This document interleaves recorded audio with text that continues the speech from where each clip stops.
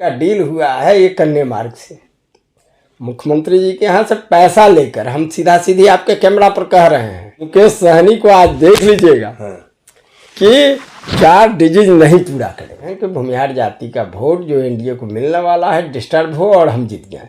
चिराग पासवान बिहार की राजनीति में कोई फैक्टर नहीं है। चिराग पासवान को यदि है हिम्मत तो एक वार्ड का चुनाव लड़ लो। फेसबुकिया लोग जो हैं, व्हाट्सएप चलाने वाले लोग हैं, उसका नेता चिराग पासवान मैं मान सकता हूं कि दलितों का हो सकते हैं। अपने आप को वो टिटही चिड़िया ही समझते हैं कि जो आसमान टिका हुआ है मेरे पैर पर टिका हुआ है। केंद्रीय भारतीय जनता पार्टी के नेतृत्व और एनडीए के शीर्ष नेतृत्व इतना नाराज है जिसका कोई वर्णन नहीं किया जा सकता। कोई इनसे बात नहीं करना चाहता। चिराग पासवान वही व्यक्ति नहीं, बार बार मैं दोहराता हूँ कि बिना विधायक का मुख्यमंत्री बनने वाले चिराग पासवान बिहार की राजनीति में बैलून है। चिराग पासवान को दीन हाँकने के चलते और बड़बुलापन के कारण ही ये तमाम राजनीतिक दुर्गति हो रही है। मतलब मंत्री इनको कहाँ बना रहा है, देखिए आप लोग पीछे से इतिहास को देखिए।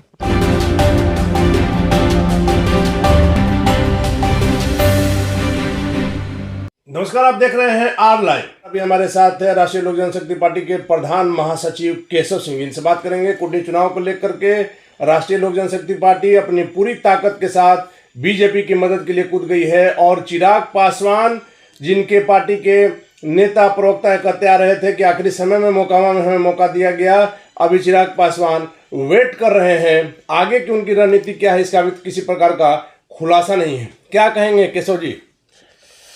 देखिए, हम एनडीए में हैं, एनडीए में रहने के कारण और हम उसके सहयोगी दल हैं, हमारा परम कर्तव्य बनता है जी कि जहाँ भी हमारे गठबंधन से जो भी प्रत्याशी हों वहाँ जा कर के गठबंधन धर्म को पालन करते हुए ईमानदारी पूर्वक मदद करना जी। और हम लोगों ने चुनाव का घोषणा होते ही नॉमिनेशन प्रक्रिया चल रहा था। दल के तरफ से 51 सदस्यीय हम लोग कमेटी बनाए। 2 दिन पहले ही बना दिए। अभी ये आपको बन गया 5-6 रोज पहले जी। और उसमें हम विभिन्न जाति धर्म मजहब और जितने भी बड़े नेता हैं, चाहे मुजफ्फरपुर के हमारे नेता हों, चाहे वैशाली जो उनके अगल बगल के समस्तीपुर के तमाम नेताओं को हम लोग ड्यूटी लगा दिए हैं पंचायतवार। हमारे दल के राष्ट्रीय अध्यक्ष महोदय भी आ गए हैं। 25 को हाजीपुर में दिशा का बैठक, 26 और 27 को सघन दौड़ा गाँव का कुटनी विधानसभा में करेंगे और हम लोग निश्चित 100% विजयी भारतीय जनता पार्टी को दिला करके इंडिया गठबंधन के झोली में सीट लाएंगे। लेकिन केशव जी, जिस दिन से चिराग पासवान की इंडिया में वापसी की बात हुई, जिस दिन से मोकामा उन्होंने प्रचार शुरू किया, तब से लेकर आपके खेमे में कुछ हलचल जरूर है। क्योंकि आपने देखा होगा कि बिहार के जो पूर्व प्रभारी थे भूपेंद्र यादव, उनसे जाकर मिले हैं आपके मंत्री जी। देखिए, पहले तो आप लोग बिहार के राजनीति में चिराग पासवान को फैक्टर बनाते हैं। चिराग पासवान बिहार की राजनीति में कोई फैक्टर नहीं है। कोई फैक्टर नहीं है। कोई फैक्टर नहीं है। ABCD कुछ नहीं है। आप लोग देखे होंगे कि बिहार की राजनीति अपना बार बार चरित्र को दोहराता है जी।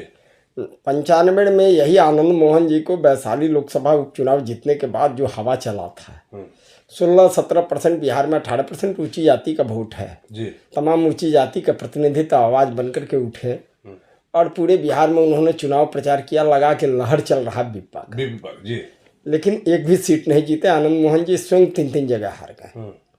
चिराग पासवान जी को इतना दम है तो पिछला लोकसभा वो 2019 का लड़ रहे थे जमुई, 19 जगह 28 जगह जी टोटल आम सभा कराए। उसमें प्रधानमंत्री से लेकर के इंक्लूडिंग बिहार के माननीय मुख्यमंत्री नीतीश कुमार जी को, और नीतीश जी का लगभग 8 सभा हुआ था। तब ये जाकर के इनका नैया पार घाट लगा था।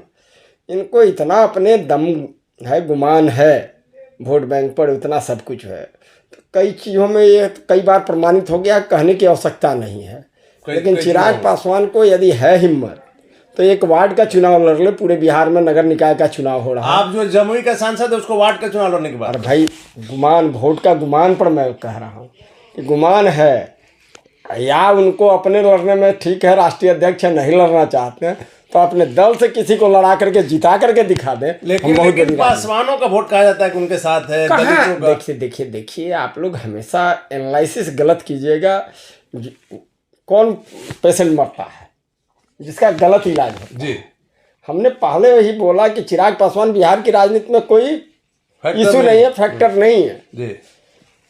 जिस बीमारी को नहीं पकड़िएगा और उल्टा इलाज कर दीजिएगा तो निश्चित उसकी मौत होना है। जी। चिराग पासवान का राजनीतिक मौत का कारण यही है।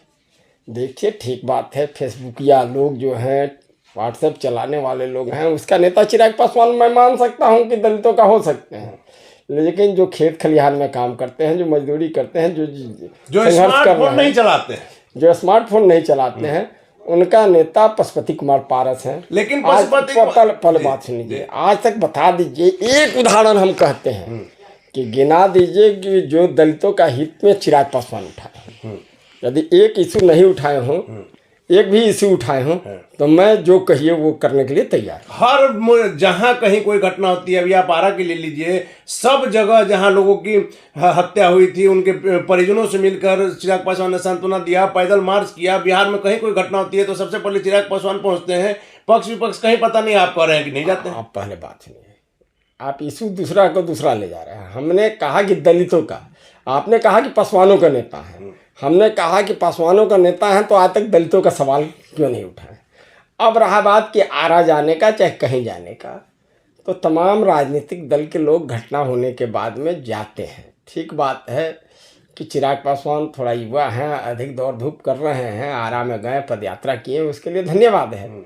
लेकिन जो हम कह रहे हैं कि जो जनता का और भी सवाल है जी, उन सवालों को उठाने में पीछे है। अब बताइए ना, आप वही उनके पूज्य हमारे नेता रामविलास पासवान जी का संसदीय क्षेत्र रहा, जहाँ से 50 वर्ष वह सक्रिय राजनीति में सक्रिय रहे जी।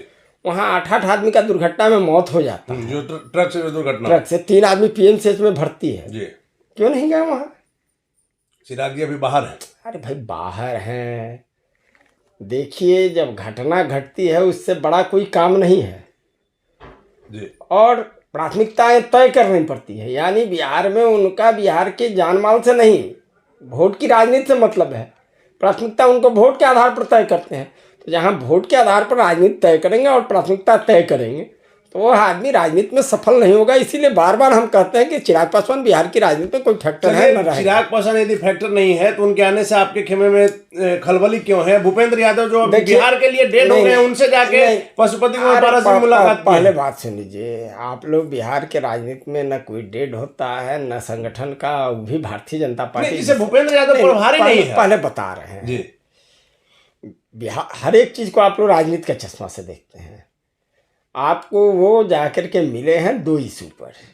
कौन सा? एक तो वैशाली जिला में औद्योगिकीकरण बहुत तेजी से हो रहा है, विकास हो रहा है, वहाँ पर श्रम शक्ति बहुत अधिक काम कर रहा है। वहाँ का पीएफ ईपीएफ के लिए कर्मचारियों को या तो पटना पर निर्भर करना पड़ता है, नहीं तो मुजफ्फरपुर। जी।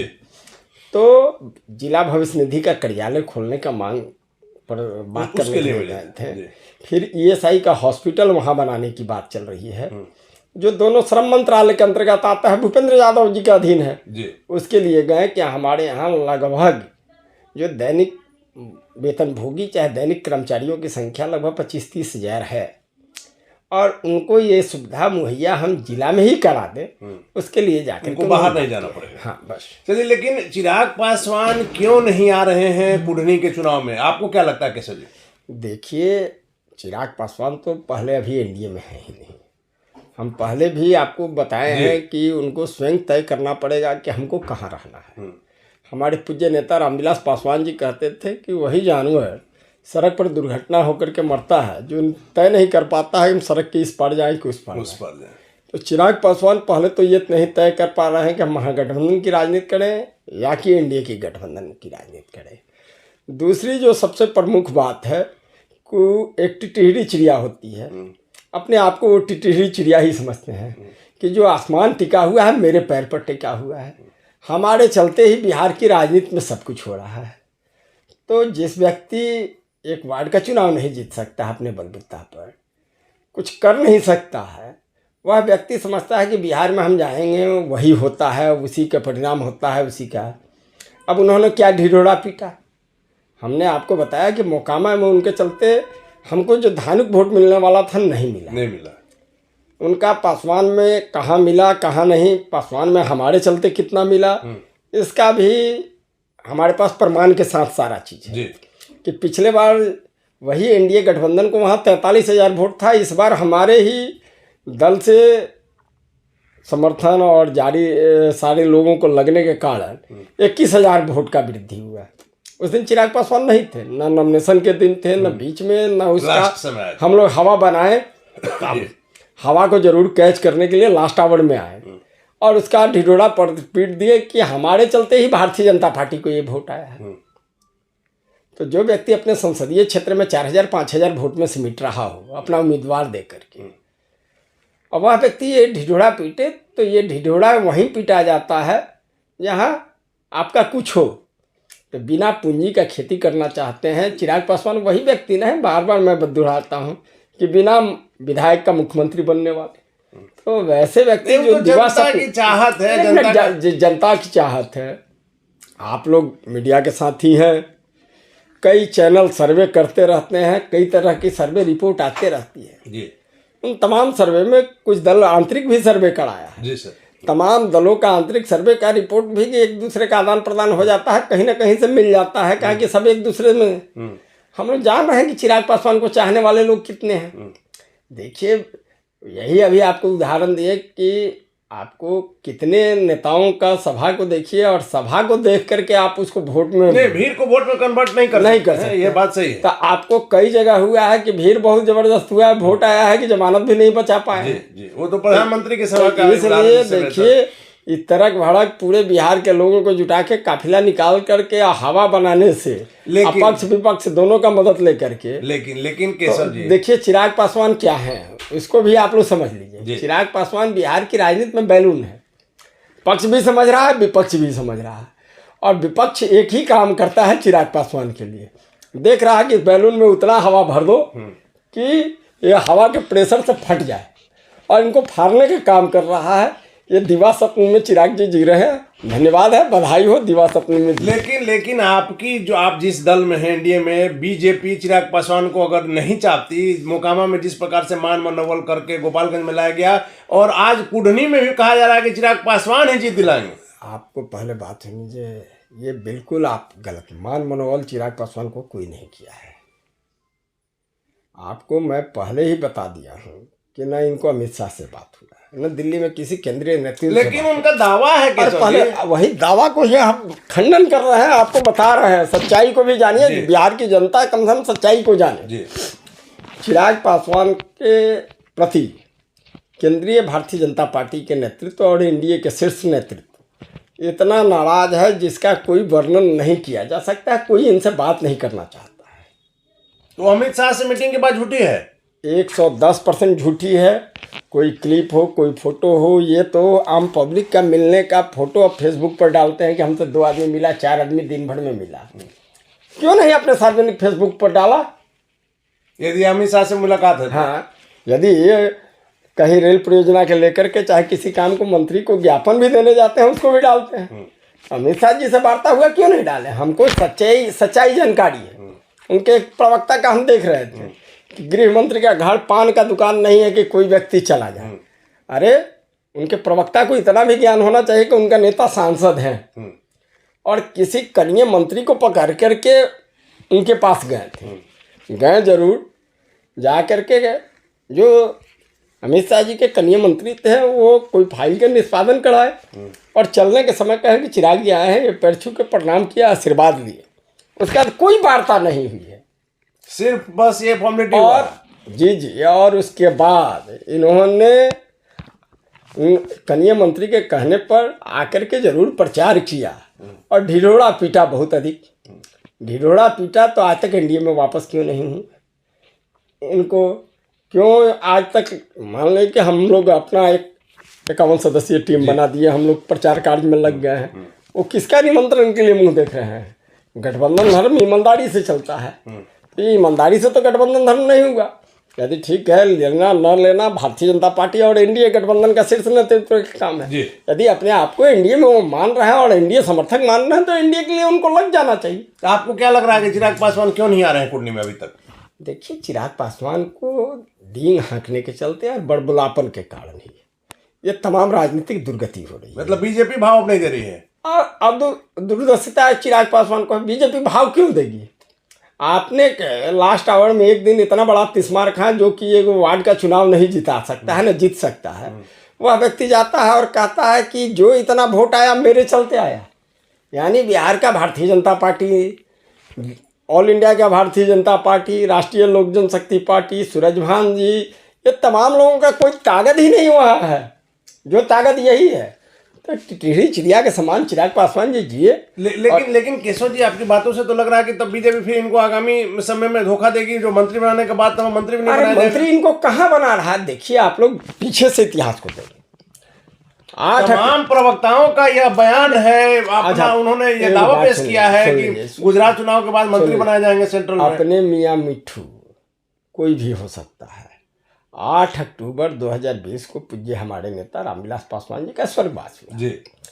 8 अक्टूबर के बाद कम से कम हम बिहार और देश के मीडिया पोर्टल तमाम चीज़ों में देखे, कम से कम 50 से 100 खबर चला जी कि अगले महीना चिराग पासवान ओथ ले रहे हैं, ये हो रहा वो हो रहा है जी। कई बार हम लोग ने चलाया है, आप लोग भी चलाए जी, लेकिन आपने देखा कि आज तक ओथ नहीं लिए।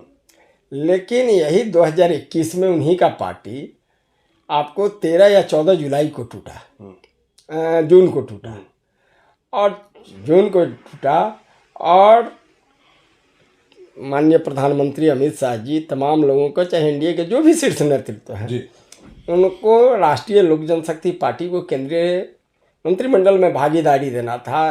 पूज्य हमारे नेता रामविलास पासवान का उत्तराधिकारी तय करना था। और पशुपति कुमार पारस जी को 7 तारीख को मात्र 22 दिन के बाद बुला करके ओथ दिला दिया जी। तो ये सब दिवा सपने है चिराग जी का। चिराग जी नए एनडीए में हैं, हम कह रहे हैं ना बार बार आपको। लेकिन एनडीए का शीर्ष नेतृत्व इतना इनसे नाराज है कि कतई माफ करने की। लेकिन कल के डेट में अगर ये महागठबंधन में चले जाएंगे तो एनडीए की राह 2024 में और मुश्किल हो जाएगी। एक बात जान लीजिए, इनसे कुछ नहीं होने वाला है। आप चिराग पासवान को इतना हल्के में क्यों ले रहे हैं? अरे हल्का है, हम जान रहे हैं कि ये अपने संसदीय क्षेत्र में 5000 वोट में सिमटे कि नहीं। कुशेश्वर स्थान इनके पिताजी का ननिहाल का क्षेत्र है, जहां पासवानों का 35,000 वोट है, वहां 5000 में सिमटे कि नहीं। तो जब 5000 4000 में हर एक जगह सिमटने की इनका स्थिति है और उसके बाद ह्रास हुआ है। आप लोग समझते हैं कि विकास हुआ है, इनका ग्राफ बढ़ा है, वो नहीं बढ़ा है। एक बात है कि आज इवेंट मैनेजमेंट के तहत जो कर ले बिहार में, वो अलग की बात है। जब उसको वोट में परिणित करना होगा तो इनकी हालत खराब हो जाएगी, इनको कुछ नहीं मिलने वाला। चलिए कुढ़नी चुनाव को ले लेते हैं। कुढ़नी चुनाव में जिस प्रकार से एनडीए महागठबंधन में लड़ाई की बात आ रही थी, लेकिन जिस प्रकार से मुकेश सहनी ने दाव चला, सवर्ण को दे दिया, वैसे आदमी को जिसके नाना जी 4 टर्म से विधायक रहे हैं, वैसे में एनडीए की राह मुश्किल हो सकती है, क्योंकि भूमिहार वोट जो है वो निश्चित तौर पर खिसकेगा मुकेश सहनी को। देखिए, सबसे पहले मुकेश सहनी को अपना घर देखना चाहिए। जिस जाति बिरादरी से अपने आप को स्वघोषित नेता है और जिसका कहते हैं कि हम प्रतिनिधित्व करते हैं, सन ऑफ मल्ला, तो मल्ला हमें खुद 3 या 4 उम्मीदवार है, पहले तो उस पर कमांड कर लें। और रहा बात कि वहाँ पर भूमिहार जाति से जरूर कैंडिडेट दिए हैं, उस कैंडिडेट के पीछे का इतिहास भी आपको लोगों को जानना पड़ेगा कि गैर राजनीतिज्ञ आदमी हैं। जरूर उनके बाबा साधु शरण बाबू बिहार के बढ़िया नेता थे, कांग्रेस के सम्मानित नेता थे, उनकी पकड़ थी। लेकिन किस परिप्रेक्ष्य में मुकेश सहनी दिए हैं ये सारे लोग जानते हैं। बीजेपी को हराने के लिए, बीजेपी को हराने के लिए ही नहीं दिए हैं। उनका डील हुआ है एक कन्या मार्ग से, मुख्यमंत्री जी के यहाँ से पैसा लेकर। हम सीधा सीधी आपके कैमरा पर कह रहे हैं कि मोटा डील करके ऊंची जाति यानी भूमिहार जाति के उम्मीदवार को दिए हैं कि भूमिहार जाति का वोट जो एनडीए को मिलने वाला है डिस्टर्ब हो और हम जीत गए। कहा कि पिछला बार हमारा जो एनडीए के उम्मीदवार है कितने से हारे थे? केदार गुप्ता जी 700 कुछ था, 712 वोट से। तो 712 वोट का महत्व है कि उससे हार जीत हो सकता है। तो वैसे स्थिति में उन्होंने ये सब एक रणनीति के तहत लोग खड़ा किए हैं। अब बिहार की पब्लिक है, सब जानती है, सबका अंदर खाने की बात जानती है। और निश्चित रूप से मुकेश सहनी को आज देख लीजिएगा कि 4 डिजीज नहीं पूरा करेंगे।